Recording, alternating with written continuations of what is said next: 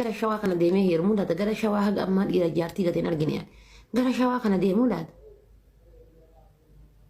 jira wallahi garas wayya mucaan jechuudha 2021 adda baaneen 23 moo 21 haga ammaa kunoo hin fuune haga ammaan fuune guyyaa takka jaartii takka ofii waa hin janaan dhagayanii iyyaafadhaa waa takka guyyaa takka waa takka narra poosatee beeku wal abaarre ta'ee hin beeku ade ka wal abaarre kaan hin beeku kun anillee akkanumatti xaawulaa ta'e ta'a innillee akkanumatti xaawulaa ta'e ta'a wal abaarre ta'ee rabbi haa beeku inde takkaan argine waa gara shawaa kanatti masaanuu tana gara shawaa kanatti hin argine waa gara wallaggaa kanatti masaanuu tana hin argine gara harargee kanallee darbanii deemuun numa jirti waa gara shawaati wallaggaa harargee kana gara shawaa wallaggaa minaamina kana hin argine masaanuu tana hin argine amma harargeeni ka harargee jechuudha amma takka dhiira harargee wayyaa barka arsiira dhiifama naa godhaati akka hudduun ta'e nadhiif dhuufuu qabachuu hin dandeenye nu godhanu biraa deemtan kiyya maanka akkamii ta'a laata yaa rabbii kiyya xumura jaarsa kiyya arguun fedha xumura jaarsa kiyya dhiirri ammaa gaayis Jireenya keenya keessatti gochawwan nuti osoo hin beekin raawwannee namoonni nutti jijjiiraman yookaan immoo maatiin illee nutti jijjiiraman maal isaan nuti immoo wanta hubachuu qabnu jireenya keenya keessatti wantoota seerota nuti jireenya keenya keessatti bu'uura godhannee namoota duukaa jiraachuuf fira duukaa jiraachuuf namoota duukaa hojii hojjennu duukaa jiraachuuf wantoota nu barbaachisan maal isaan wantoota nu beekuu qabnu. Kan namoonni baay'ee beekan garuu namatti dubbachuu isaa hin barbaanne yookaan irraaf qeenfatan maal isaan yoo yaa akkam jirtu jaallatamtoonni fi kabajamtoonni hordoftoota kooroon inspire akkam naaf jirtu tolegaa guyyaarraa barnoota baay'ee bareedaatii lafee dugdaa jireenyaa kan ta'e isiniif qabadhee dhufeetan jira tolegaa barnoota kodhumaatti turtii gaarii tolegaa mee jireenya keenya keessatti barnoonni nu barbaachisu jireenya keenyaaf namoota duukaa walii galteen jiraachuuf maatii keenya duukaa walii galteen jiraachuuf environmental keenya naannoo keenya duukaallee akkanuma immoo namoota duukaa hojii hojjennu duukaa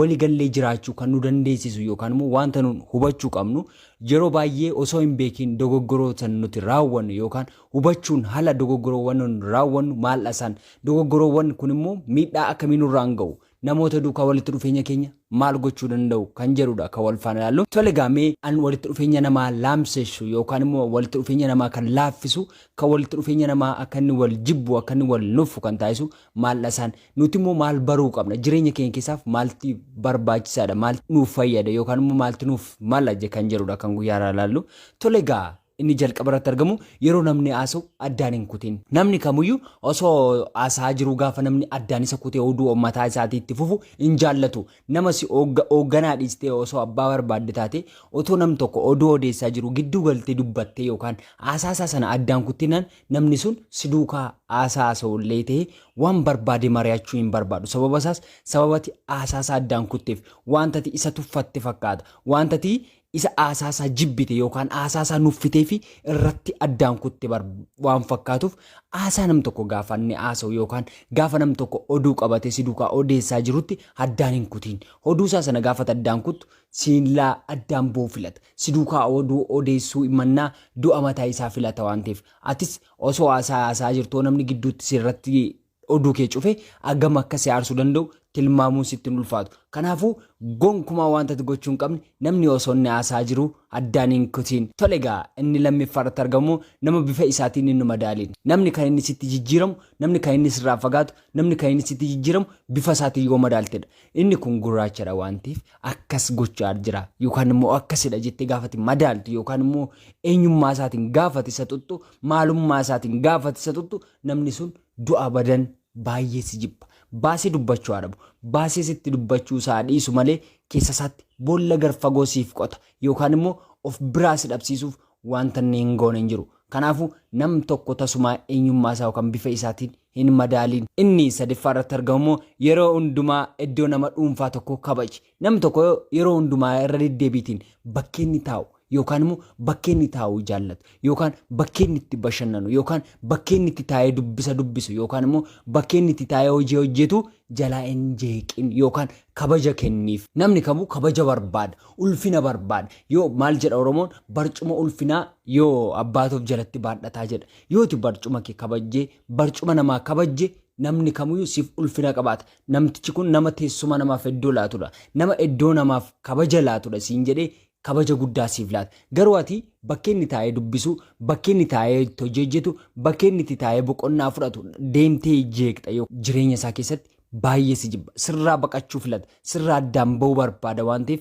gonkumaa iddoo nama dhuunfaatu kabajiif yookaan iddoo taa'umsa isaa kabajee yoo akkas goote nama kamuu duukaa walii galtee jiraachuu dandeessa waan ta'eef inni Afreeffaa irratti argamu waa'ee nama tokko gonkumaa waan hin taane hin tilmaamin.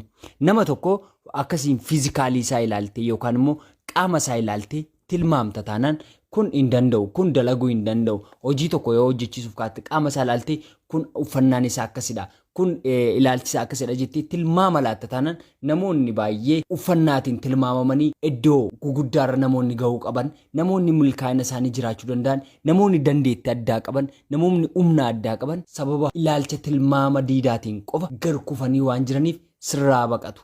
Namoonni kun mul'ata isaanii keessatti du'omsita waan ta'eef, abjuu isaanii keessatti dukkaneessita waan ta'eef tasuma uffata isaanii yookaan gonkumaa wanta isaaniitiin ilaaltee hin tilmaamee.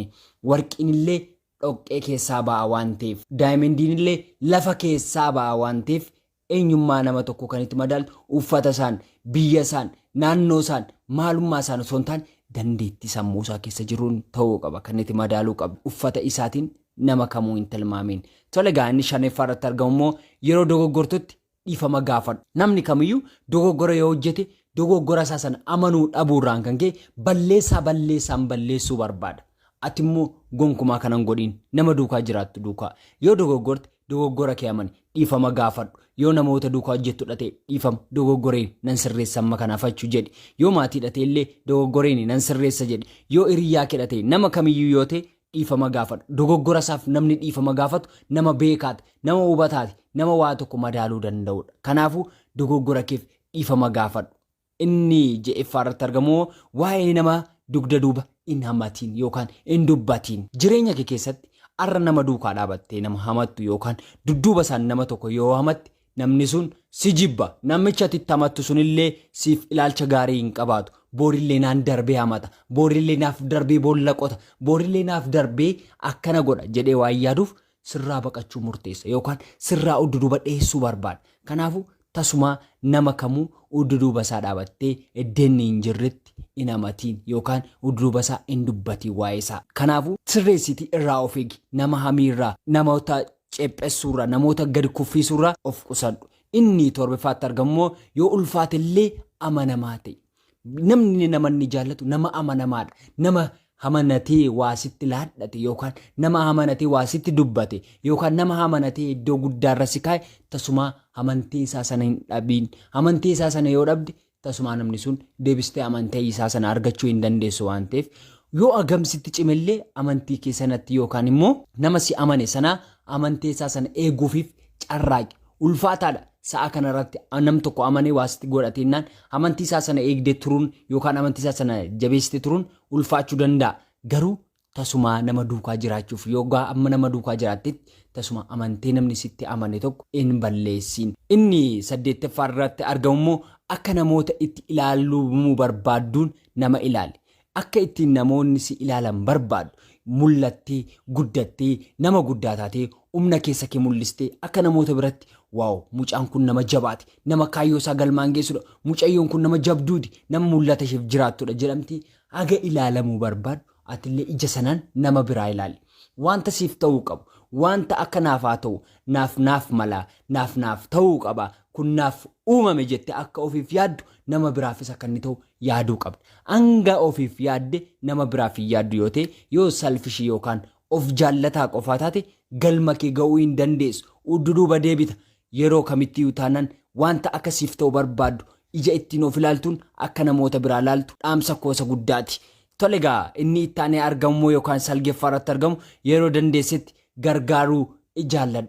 Namoota kamiyyuu yeroo gargaarsaaf yookaan dandeettiif kee namni barbaade yookaan na gargaari maaloo jedhee gargaarsaaf harka sitti hidhatu harka kee duubatti hin deebisiin. Nama kamiifuu harka kee hidhadhu. Yoo harka kee hidhatte gammachuun jiraatta waan ta'eef tasuma wantoota kana raawwattee jennaan nama kamii duukaa walii galtee jiraachuun sitti hin ulfaatu waan ta'eef nama gargaarsaaf harka sitti hidhate harka kee jalaa hin dhorkatiin yookaan harka kee irraa hin fageessin.